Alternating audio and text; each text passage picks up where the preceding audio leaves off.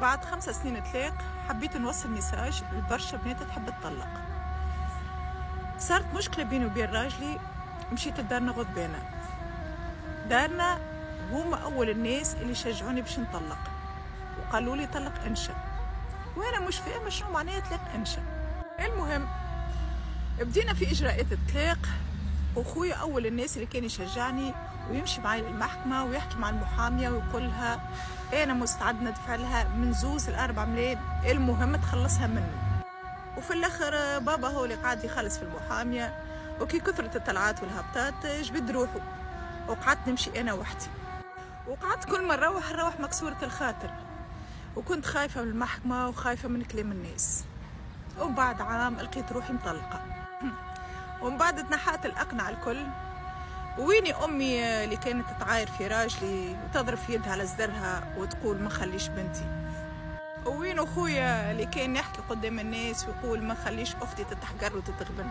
حتى خويتي البنات كل واحدة مسكرة على روحها بابها ولاهي بعائلتها ولاهي برجلها. صدقوني المشاكل اللي شفتها في دارنا تافهة قدام المشاكل مع راجلي كان يعاوني وكان حنين عليا، أما الله غالب في لحظة غش صار اللي صار، مع انه هو طلب مني السماح وقعد يترجى فيا باش نرجع له، وانا كبرت وقلت لا.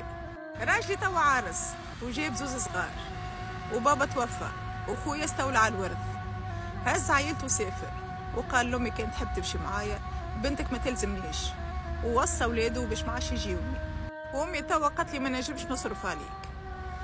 حبيت نقول لكم انه عائلتي صنعوا مني مطلقه ورميوني كيما الكلبه، وتوا عايشه وحدي ولا من يطل عليا ولا من يتفكرني ويزورني، وحتى في الخدمه كي سمعوا بيا مطلقه ولا يتحرشوا بيا. حبيت نقول لكم البنات تردوا بالكم تتسرعوا وتهدوا دياركم، راي حتى عائلتك ما تفيدكش، لا امك ولا ابوك ولا خواتك، من الاول تجيهم فوره هكا السخانه، ومن بعد كل واحد يسكر على روحه بابه ويخليوك وحدك تواجه في المشاكل.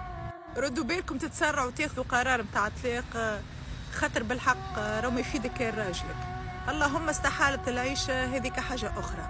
ردوا بالكم يزين لكم الشيطان ويقول لك تو داركم يقفوا معاك، حذاري ثم حذاري، ما يفيدك كان راجلك. هذه وصية امرأة مطلقة بعد معاناة 5 سنين.